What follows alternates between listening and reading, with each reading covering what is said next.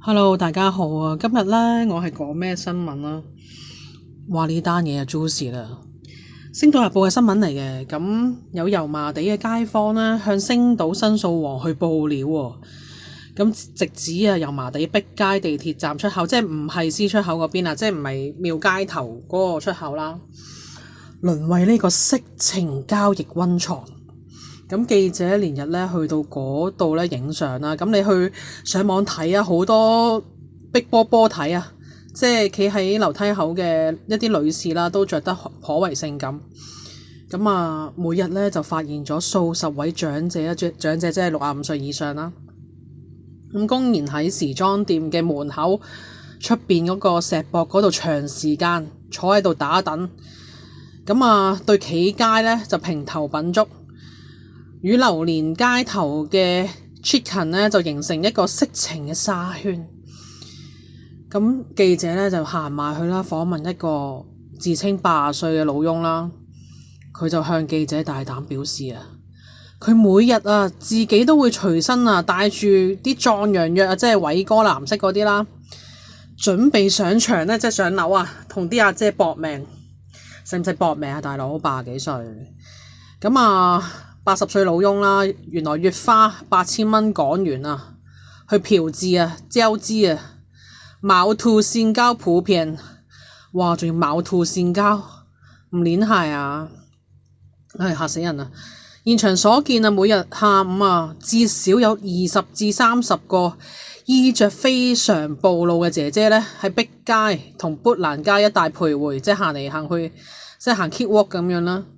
咁見到啲男人經過嘅時候咧，就做出口型啦，同埋手勢啦，即係15、20啦嚇。開價2嚿水，即可以上樓交易，咁平2嚿水。唔好意思啊，我激動咗少少。喺港鐵站對出啊，喺時裝店門外嘅石壆上邊啊，總有10幾名嘅長者一字排開坐喺度，甚至有人揸住個拐杖，或者係企唔喐喎，點搞啊？去到床上面，目不轉睛地打量來往嘅企街，有姐姐咧甚會主動啦，行緊啲長者搭訕啦，阿爸點啊？食咗飯未啊？即係好似河馬咁樣嚟啦，我包咗湯啊，煲咗花膠雞湯啊，上嚟飲湯啦，唔飲湯掉。費事講粗口啊 ，OK 繼續講啦。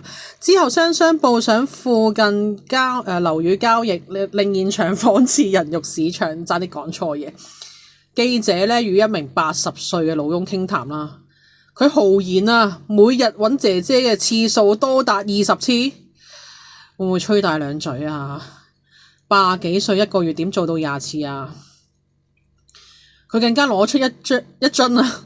唔知係咪淘寶淘翻嚟嘅咧？35蚊嘅壯陽藥，偉哥好似冇35蚊嘅喎，幾嚿水一粒個好似。向記者炫耀啊，一次食2粒，做到1個鐘，連續做1個鐘，係咪真係前戲59分鐘，即係直入就1分鐘啊？佢聲稱咧堅持咧唔使用避孕套，大套咧我就唔拿做噶啦。每個月相關嘅開支咧達到7000至8000蚊港紙。哇，大戶嚟嘅喎！另有堅稱咧，佢只做旁觀者嘅男士透露咧，區內嘅姐姐為咗招攬生意咧，多數願意進行呢啲咧考撚危險嘅先閃位，唔用套啊，先有生意做。哇！即係愛滋病嘅溫床嚟嘅喎，好恐怖啊！影響生意，相互叫苦啊，慨嘆社會風氣敗壞。面對企街嘅姐姐咧，同集結嘅及女嘅大批長者啊，附近咧商店咧叫苦連天啊！皮具店嘅職員痛斥啊，呢條街啊治安越嚟越差，好多正常人都唔行入嚟幫襯啊！慨嘆生意難做，時裝店嘅職員咧更加形容咧每日咧好似選秀大會咁樣，坐喺門口出邊嘅長者咧。即係平日都係評論嗰啲姐姐嘅樣貌啦、身材啦，大聲喺個門口嗰度，甚至乎喺佢哋個公司門口打開部手機喺度睇鹹片。雖然冇對佢哋造成任何騷擾，但係有關情況呢，亦有造成呢個歪風，都幾恐怖喺人哋個鋪頭門口睇鹹片。油尖旺區議員呢承認問題嘅存在啦，但指出呢執法上咧存在困難。長者咧唔係喺公園捉棋咧，就係坐咗喺公園嗰度。佢哋喺街上邊咧喺度及住嗰啲咧着住嗰啲好暴露啊露晒打出對鏈嗰啲女士咧，係難以定罪嘅。不過呢啲徘徊女嘅即係喺條街度行嚟行去呢啲女士咧，個企圖其實係相當之明顯。若然佢哋咧係持旅遊簽證嚟香港從事呢個孖演嘅活動咧，被捕及定罪咧，2年內咧係唔可以再嚟香港。嗱，其實咧美麗覺得咧，照知咧 call chicken 咧係不可恥嘅喺我心目中，即係你可以風流，但係唔可以下流。即係點解咧？即係你有錢嘅話，你俾足錢，即係你同人哋傾掂咗數，你就唔好話啊傾掂咗200蚊上到樓做完啦，你先同個姐姐講，我覺得你服務考唔懶考啊，我俾150蚊你算啦，150你收唔收我拆啊咁樣。又或者咧係直頭有啲咧係上到去啊，做完又唔俾錢啊，喺我姐姐去沖涼嗰陣時開門奪門而去啊，又有。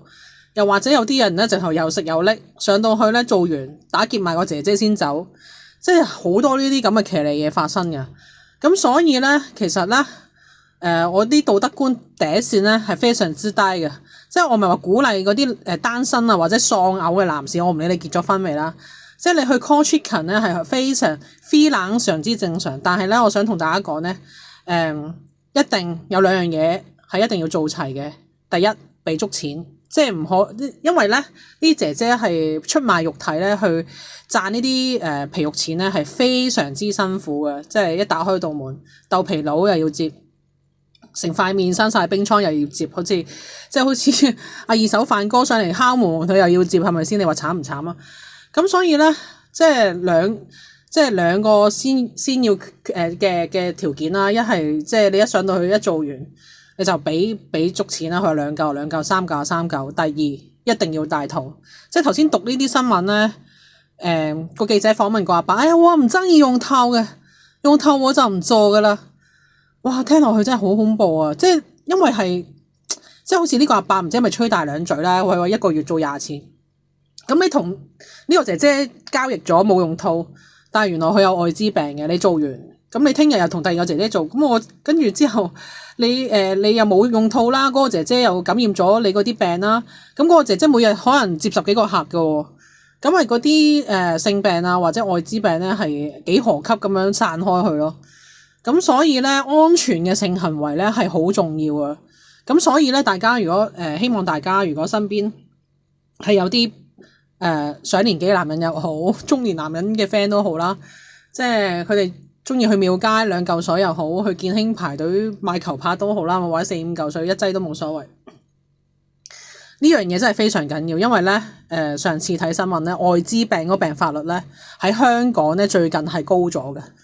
咁當然而家愛滋病係有一個即係醫治嘅方法，咩雞尾酒療法咁樣，即係可以將你條命咁樣拖延10幾年，但係都冇意思啦。我當你40幾歲，你中咗愛滋病10幾年後死嘅，即係50幾歲走嘅，你都唔 like 啦，係嘛？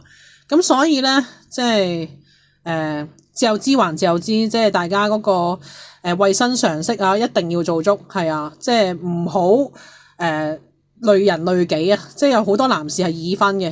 你翻到屋企傳染埋你老婆咁點搞咧？咁個老婆係非常之無辜，即係你喺度食唔好喺度屙，你即係抹完嘴抹乾淨晒啦，你先好翻屋企。